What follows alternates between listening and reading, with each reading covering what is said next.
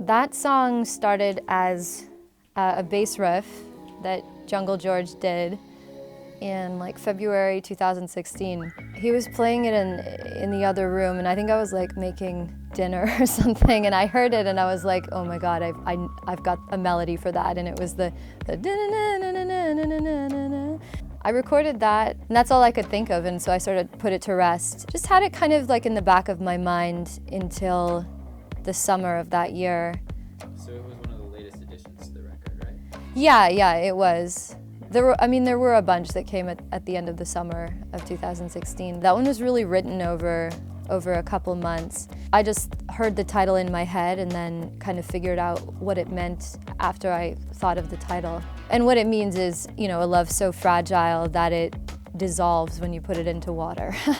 And sort of a theme of self-sacrifice, knowing that you're gonna rip yourself apart like paper, but still doing it nonetheless. Overall, I'm looking at the record as a series of pieces of me. So each song is a piece of me, whether it be a dream or a fantasy or my interpretation of reality. So Paper Love and many of the other songs are more about that part of myself that is kind of impulsive and self-destructive, I suppose, and the kind of guys that I dated for a while. I know that now that I'm older, a lot of that I have grown out of, and then other parts of it I haven't so much.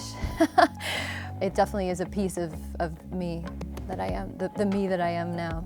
So Paper Love is the first track on the record. Is there a reason for that? I just thought it was a great introduction to the record.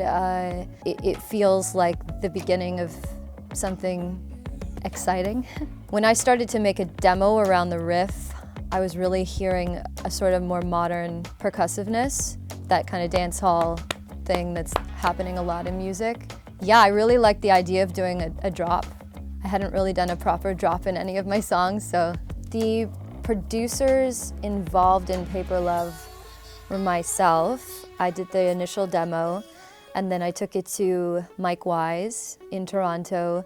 The major chord outro, that was and with the arpeggiator, that was Mike.